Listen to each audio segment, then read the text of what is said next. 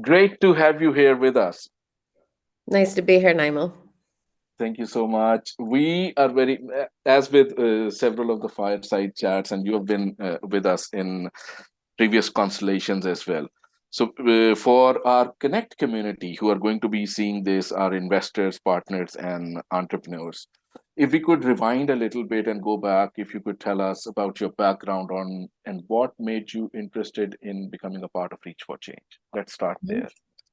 Maybe I'll start a little bit around Reach for Change and the Okay. mission, and that's why, basically, with my background, I was attracted to Reach for Change. But Mm, mm, we were founded in 2010 by mm, Kinnevik and their portfolio company, so an investment company here in Sweden, together with a social entrepreneur. And the premise of the organization already in 2010 was the idea that entrepreneurship can do good, and that entrepreneurship can solve the major challenges that we face today, and particularly that entrepreneurship can play a crucial role in also supporting the improvement of the lives of children and youth, which is our main mission.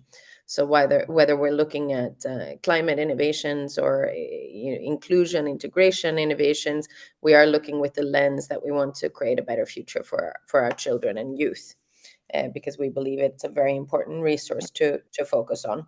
And what we do is basically find social entrepreneurs. And by mm, social entrepreneurs, we mean entrepreneurs who are driven by creating societal change and benefit by adding to not just like a sustainable venture, but a venture that's really truly motivated by addressing some issues and problems in society, and then creating a sustainable business model around that. And those are what we call social entrepreneurs and define social entrepreneurs. And we find these entrepreneurs in Europe and Africa, and we capacity build them basically. So we have what others would call maybe incubator, accelerator programs, mm, where we provide these entrepreneurs with capacity support, with access to network and other funders, for example. That's why this is a great network to be involved with. And basically, we want them to go from proof of concept stage to being ready to scale their innovation, and that's our main mission and our main goal. And we are very happy with the impact that we've had to date. We've worked with over 2,000 social entrepreneurs, wow. and will continue to do so. And these entrepreneurs have also positively impacted over 4.7 million children and youth across the world. So that's what we do in a nutshell. And then there's lots of other things around that, but I'm sure we'll get into that. That's really interesting because that's huge, like 2,000 entrepreneurs and 4.7 million children, as you said, in terms of impact. And you started way early because I moved to Stockholm in 2016. That's where 15, I think, or 16, Mm, somewhere around that. That's where impact itself was becoming a buzzword. Norken was yeah. forming up. And I think somewhere impact has become a buzzword, but social entrepreneurship or social entrepreneurs, those words have existed much earlier. Uh, how would you say, are the two things similar, or in what way are they different? Like if we say social entrepreneurship and impact, what's your take on that? Yeah, I mean, I think it's interesting because we have such a vast array of different ventures Mm, today, which mm, is great, and we're all needed in the ecosystem. So we have the ventures, or the kind of the entrepreneurs that also want to work with more sustainable models and mhm. integrating into Agenda 2030 and the Sustainable Development Goals. And of course, we see a lot of regulation on that side in terms Yeah. of not only on the green side of things, but also on the social side of things. So I mean, that's one group. And then we see a rise in the entrepreneurs that call themselves impact entrepreneurs, Mm, mm, which I think is great. I mean, and my take on that is that they are also looking to scale quite a lot, mm, mm. and that a lot of them are, at least the ones that we have seen that have come up, are using tech to scale, because they really want to be able to leverage their innovation and and Mm, and and mm, to reach like a greater impact. we see a lot of impact entrepreneurs within the green space, and that's super exciting and very, very needed in terms of, you know, the climate challenges.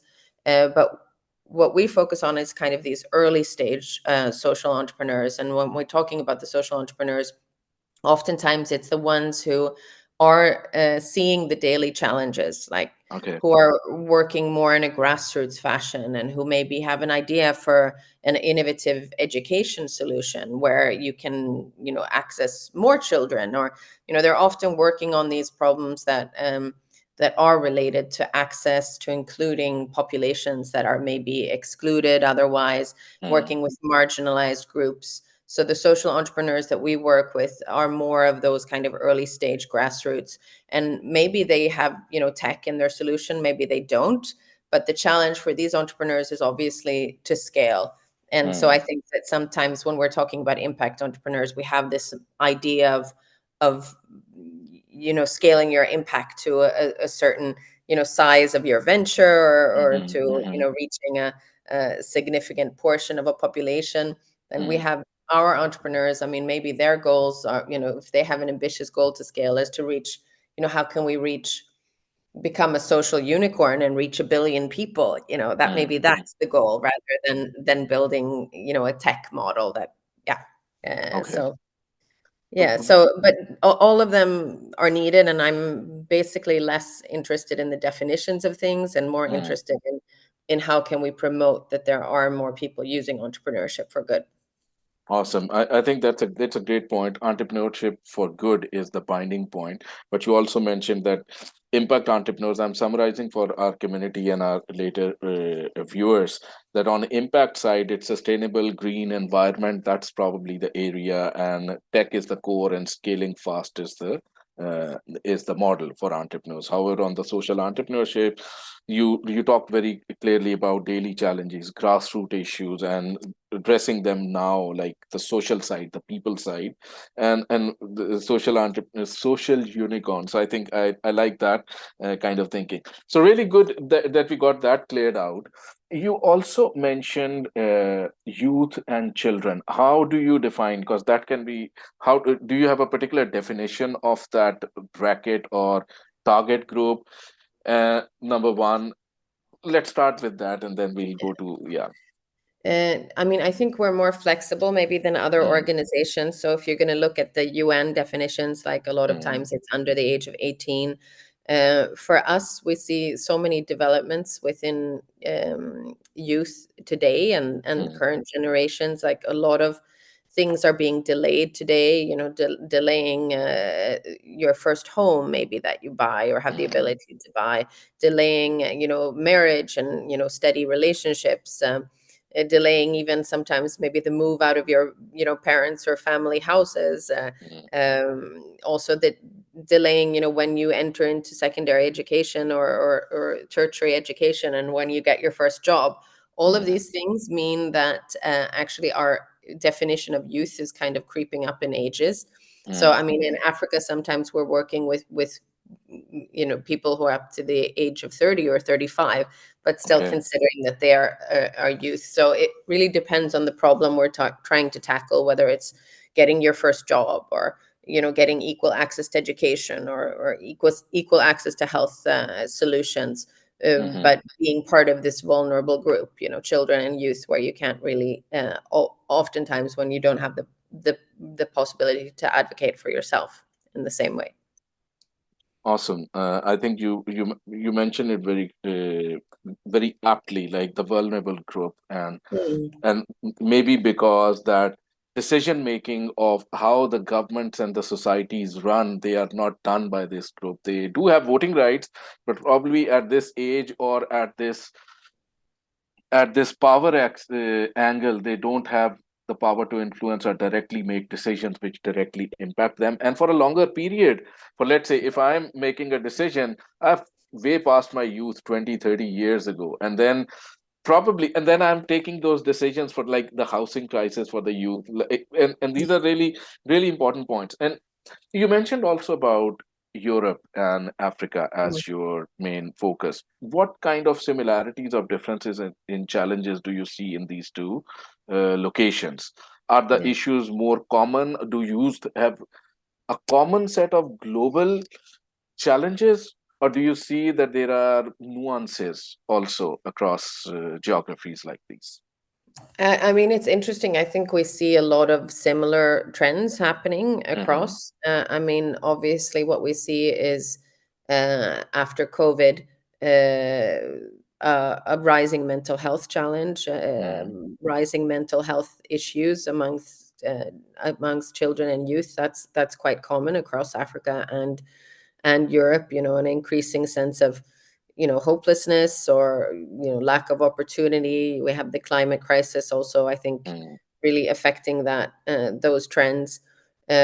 We also see that inequality is on the rise. Actually, in Sweden, we're one of the countries that show the most distressing statistics when it comes to like an increase in poverty amongst children and youth and an mm, increase in inequality, for example. And I mean, COVID has also made it worse for those who already are vulnerable, such as girls, for example, and mm, young girls. So I see a lot of those kind of similar ways of or similar challenges. The climate crisis, obviously, but if you're vulnerable and living in a place where maybe you're more impacted by the climate crisis because you're already in a mm, very low level in terms of poverty and these kinds of things. So obviously there are nuances, and I mean, in Africa, what we see also is such an increasing population mm. of youth and children who really need opportunities and also jobs. So and what we see in Sweden is rising inequality. So obviously there are more pressing issues in the different markets, but what's similar to all of them, I think, is the passion that I see in the Okay. entrepreneurs that we have. From Ethiopia to Ghana to Senegal to Sweden to Denmark. I mean, they're all very inspiring and very Mm. focused on solutions, I would say. Okay. Yeah. Awesome. And that brings me to something very interesting that you said a little while earlier, like entrepreneurship for good. Mm. Do you think entrepreneurship is a big enough tool to solve the problems that this segment of youth and children are facing? And why or why Yeah. not? I mean, definitely not a big enough. We need lots and Hmm. lots of different things around. But what we talk about often is systems kind of Okay. malfunctioning and Mm, systems needing to be updated and changed. And here we see actually a great potential for entrepreneurs. And I think this is an element of the social entrepreneurs that we support, or maybe similar to the ones that Ashoka supports, is that we don't necessarily always talk about only scaling your innovation. We also mm. talk about the ability to impact systems and building a mentality to be able to Awesome. challenge those systems. And so one of our ROIs is also, can an entrepreneur work with the systems to change the systems around them? And we have great examples of entrepreneurs. I was just in Rwanda Mm. last month and met one of our fantastic alumni who's now the Minister of Education. Okay. So, I mean, he's really changing things from within now, where he started with an innovation around education, but is Mm. now, working with government to really, change the systems around him. So I think that there's lots of examples. I think all of these are needed, but entrepreneurship can be a great catalyst. Awesome. I love the word catalyst. I think it came up with my in a conversation with Norhen as well a couple of years ago with their ex-CEO, Eric, because we Mm, were kind of discussing like what is Norhen? Are you a change maker or are you a catalyst? And eventually it led to catalyst. So maybe you mm, guys are also working in the catalyst domain, you and other great social entrepreneurship organizations like Ashoka. But I think I seem to have found kind of a mini secret sauce here for social entrepreneurship. Because technically, in impact, we are talking a lot about generally impact when we talk about impact and tech led impact, which is generally the buzzword in mm, entrepreneurship right now. That's where we talk about tech and scale. But you mentioned something which is equally or even more important, it's scale plus systems. mhm, I think that's where it becomes very important in terms of how social entrepreneurship is positioned and if it can make this systems level change, then the impact will be magnified several folds, because it's not a particular venture doing this, but it's influencing system change, which can rain down and create much larger impact. So really love the way this conversation is going. If we go a little bit on your model, like Mhm. you said that you like, I'll just go back a couple of pages, there are so many notes coming Yeah. up. So Yeah. you talked about 2000 entrepreneurs. How does an entrepreneur journey look like in Reach for Change, for example? Mm. Yes, let's go there and then we can see how this conversation develops. Well, I can take some examples from some of the entrepreneurs who have, recently graduated, but Hmm. maybe they enter into our program and maybe they have an idea Hmm. where they think and they've tested that idea a little bit. So Hmm. one of our entrepreneurs, for example, has looked at models for creating after school activities that are relevant for people in socioeconomically disadvantaged areas. So when he joined our incubator, he had an idea. He was working with some of these children and youth, and he had an idea about how to reach them. Hmm. And he had an idea about what types of programs would be relevant for them. When he graduated our incubator, he had, proof of the model. He'd been able to document it. He'd been able to gather impact numbers. He'd been able to successfully win a procurement process with the city to Hmm. drive more impact specifically around preparing these youth for their first jobs. So he Okay. was like targeting specifically this problem with youth graduating but being very far away from the job market, Hmm. and so he was able to win the procurement in Stockholm City and eventually open a physical center, several physical centers too, not just one, where he could also Okay. reach and define his model. So that's a pretty typical, 2 to 3 year kind of scaling journey Okay. that we have. And generally, how long do the people coming to you in terms of entrepreneurs? How long do they stay in your system, the core program, for example? So generally, it's a year by year case basis. So Hmm. you enter into the program and you get like 1 year's incubation, and then we Hmm. take reinvestment decisions based on whether it's a good fit for all of us. But Okay. it's generally there, and but in some markets it could be 6 months, and other markets it could be 18 months. This like first Okay. um, general kind of first investment, if we put it that way. Awesome. So I have three sets of questions. Let's take it stage wise. When entrepreneurs are entering your system, what are Mm. some of the things that you look at before deciding that this is a case to take on, because they have the potential, as you said, between 6 to 18 months to deliver something back to the society and make a Yeah. change? So what are the key decision points or metrics that you look at? Yeah. So we have a number of different investment criteria, but if I Hmm. summarize just very shortly what Hmm. I look at and what the jury looks at when Hmm. we select our entrepreneurs, I mean, the first is very much around the ability of the entrepreneur themselves. Okay.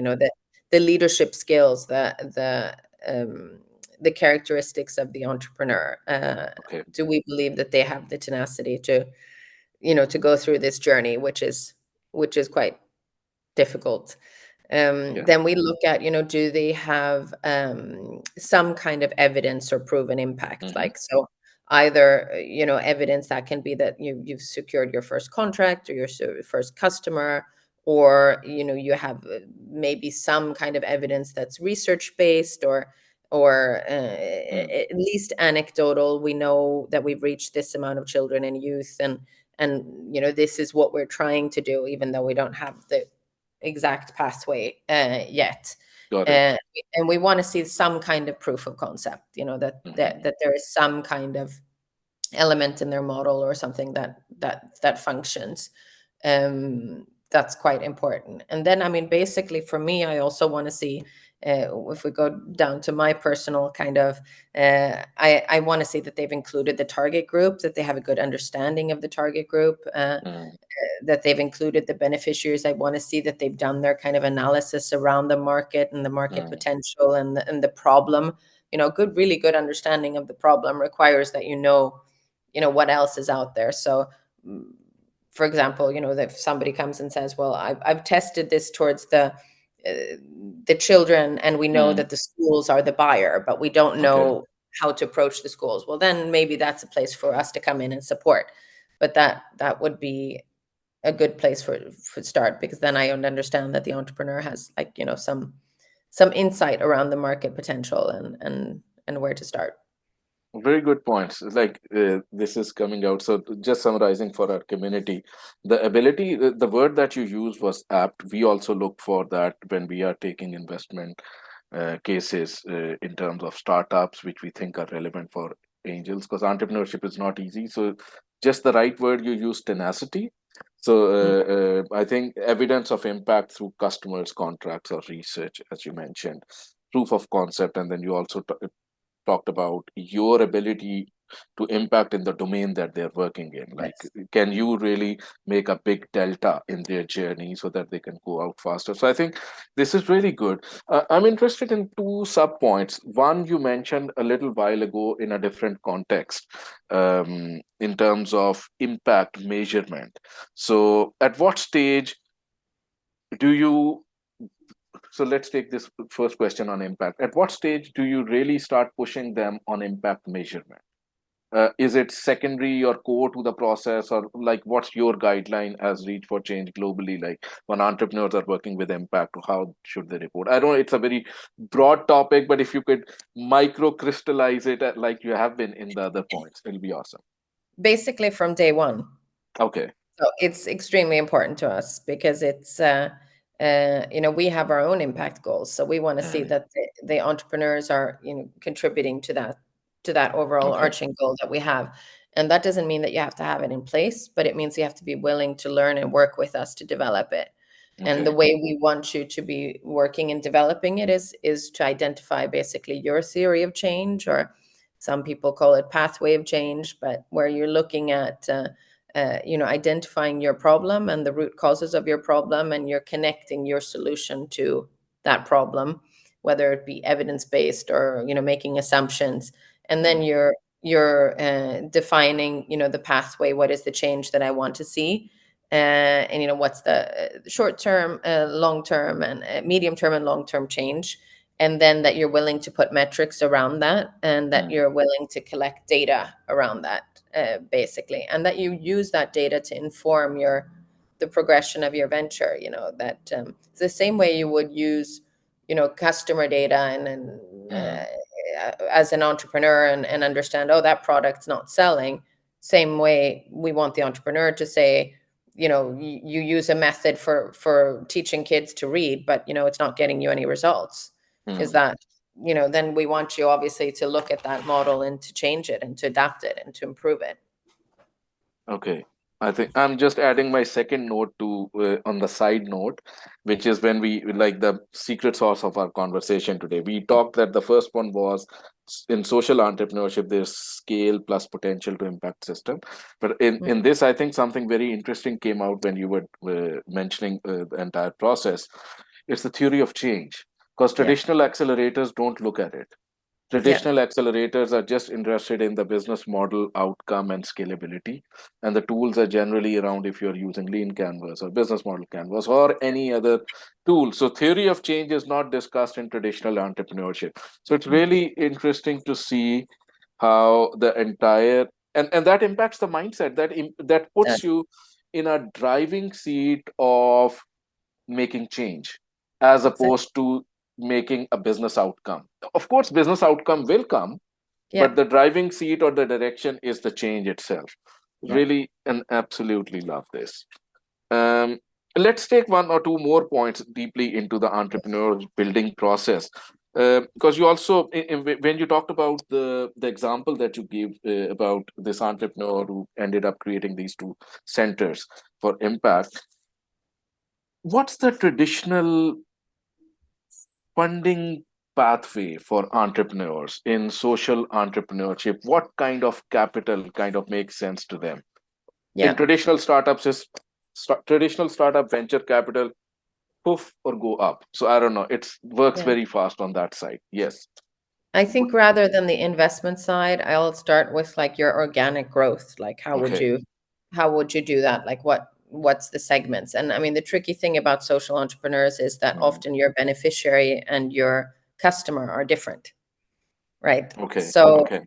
that's quite a challenge because a lot of the time, if you're working with the most disadvantaged, Mm. vulnerable groups, they don't have access to be able to buy your Okay. services or your products. So you have to look at who's the customer, who is the customer for this product or service.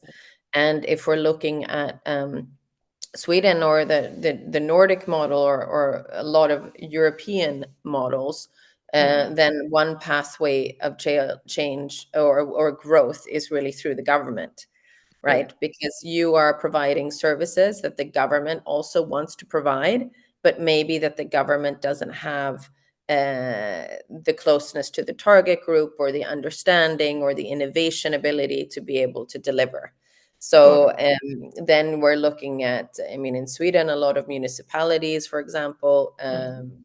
and those kind of large government budgets.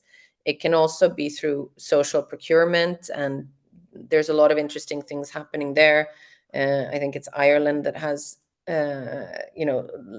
regulated actually that you when you're procuring things from the government and regions and different local municipalities or local governments, then you have to look at social procurement. So you have to look at a number of these, social incubators then, or say social indicators. Okay. Then it could be a lot of others. If you're going to go directly to customers, we see Mm-hmm. um, a lot of our entrepreneurs maybe use different pricing models. So Mm-hmm. maybe you will use, you have a really great product, but those who can afford it can pay for, one price, and then you can subsidize those that can't afford it, for example. Mm-hmm. Maybe it's products or services. You have to look at, who wants to scale this thing, whether it's when it's with regards to education and educational systems. There is also a lot of philanthropic capital, and later, maybe in Africa, development cooperation aid that wants to achieve the same goals, because the governments there can't buy it, but the development cooperation can assist. Mm-hmm. So yeah, it's about understanding your customer and then understanding what type of capital you need. And in terms of investment, I think it's also really interesting this. Uh, Obviously, the government is the end point because they also Yeah. want to create, the systems change. But on the Mm-hmm. pathway to getting there, it's a lot of, I think, venture, not venture capital, but more, I would say, philanthropic patient capital coming into Mm-hmm. this that wants to invest and make a change. And that we've seen, a growing sector. So maybe in the beginning, you'll have a social entrepreneur who will be looking at a lot of grants before Okay. you graduate into other types of capital and before you've proven your model. Awesome, awesome. So I think I'm just adding, summarizing some of the points because you mentioned something very interesting. Because in traditional business model development, uh, customer is the main focus, but here we have a division between beneficiaries and customers. So I think that's a key branching point again, because that kind of, because you're running your business on two legs, it means. So and then that probably also is the cause that it's not the venture capital side, it's more like patient capital side, as you mentioned. So really good points emerging from our conversation so far. If we move forward a little bit, um, in your experience, if you need to succeed as a social entrepreneur, of course you talked initially about tenacity, um, Mm, what what can take you from point A, which is you have an idea and you really want to change something, to actually be on point B, where you have successfully grown this idea and you are now successful making change at the level it satisfied you and your internal intent which you set out. So, what are some key entrepreneur or startup building qualities which take you from point A to point B? Yeah, I think you really have to be unafraid to fail, you Hmm. know, and to fail many times. And I think the interesting part of entrepreneurship and social entrepreneurship and why it can be so impactful is that it's nimble. Like Okay. you try something, it doesn't work, you try something else. You know, this doesn't resonate with the target group, you're not getting the effects you want, then you try something else and you try it. And that's why I mentioned the tenacity, because you have to be able to go through that process Mm, several times. You really can't be too rigid. You can't be married to your idea, because it's the idea of innovating, right? And a lot of mm, times we see entrepreneurs who enter with one idea into the incubator and then maybe, you know, change along the road, you know. And I think you have to be willing to do that, and that's what sets entrepreneurship apart from these larger systems that are always in place and doing it the same. That's mm. where we can find the efficiencies, and where we can find maybe new ways of doing things. So rather than be scared of that, I mean, I think it's a super exciting pathway to be on, to be able to say, okay, we tested that, didn't work, but now I have a new idea. Let's test that. I mean, there's not a lot of people in their daily jobs that actually have that opportunity. Got it. Got it. Awesome. Let's move back to reach for change and kind of try to learn from your experience so far, because you are working in several geographies. Mm. Do you see there is a cross fertilization of ideas, or entrepreneurs usually first go out and solve problems in their local ecosystems and build connections there? How do entrepreneurs take partnerships? Like, partnerships is a big thing in developing ventures, especially social ventures. So from the entrepreneurship angle, as well as generally from an organization angle, what's your take on partnerships? Yeah, I mean, and first, I think many of our entrepreneurs, they really are local and start. You know, they Okay. don't think about scaling from the outset, which is something we try and coach them and support them on, to think Mm, bigger.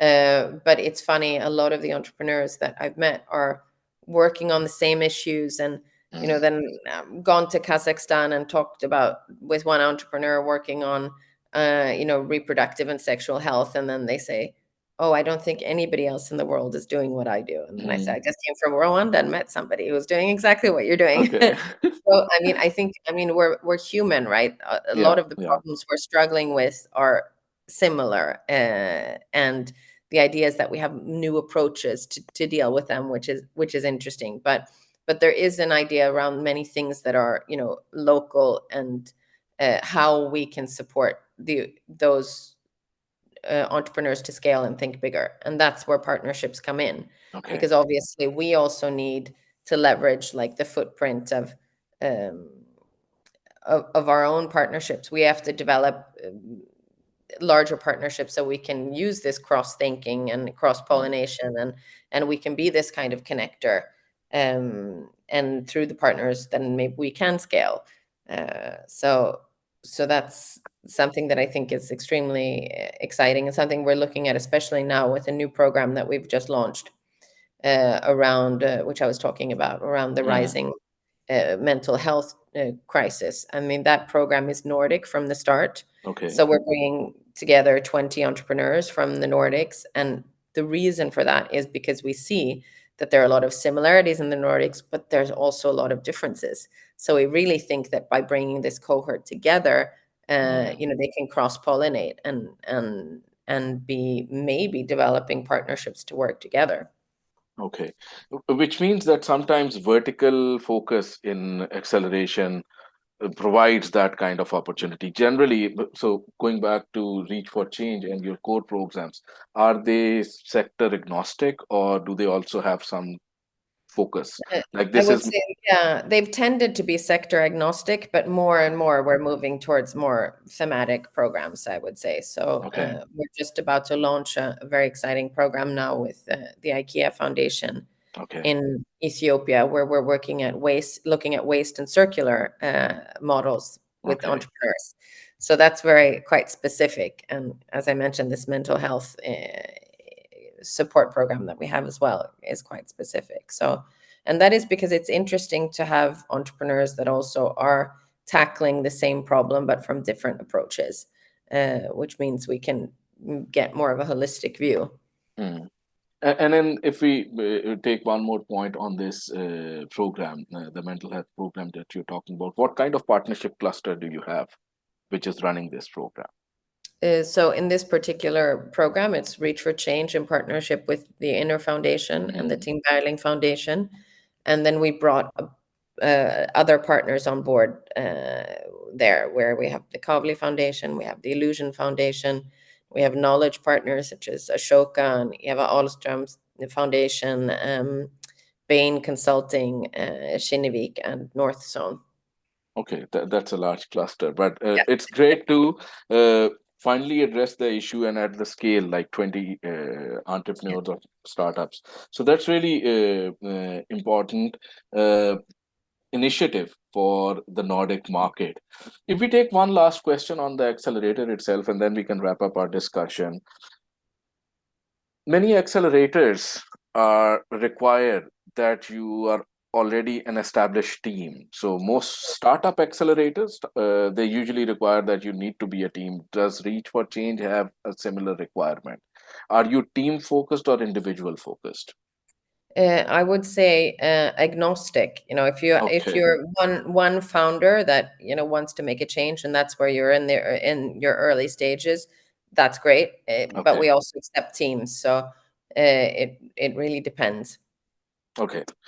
Um, right. So we are across so I think we covered a lot of ground in these typical 45 minutes talks that we have, and we are exactly at 45 minutes mark today.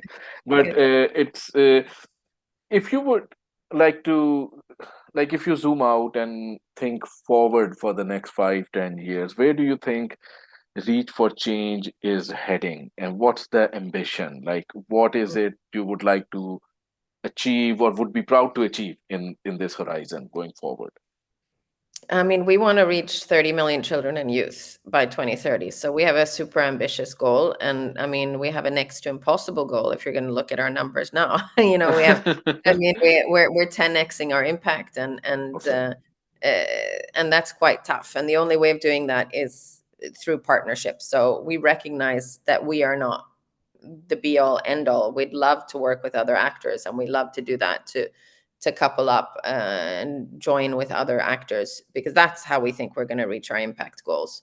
So I would love to have joined with other partners and reach that amount of children and youth, but also maybe to have found a few of those kind of social unicorns that we started the conversation with. Awesome. I love the goal. I have joined Connect with similar ambition of 10xing in the next couple of years. So it's really great that you have this huge ambition, because if you set something which is impossible, chances are you'll get there. It'll be so inspiring. So Yeah. love what you're doing. Thank you, Hosea, on the chat. Sophia, thank you so much for joining us today. We really want our entrepreneurs and our community in Connect to know more about social entrepreneurship, social impact, and how do you create systems change. And it has been an eye-opening and a very deep and interesting conversation today. Right. I'm glad. Thank you Thank so you. much.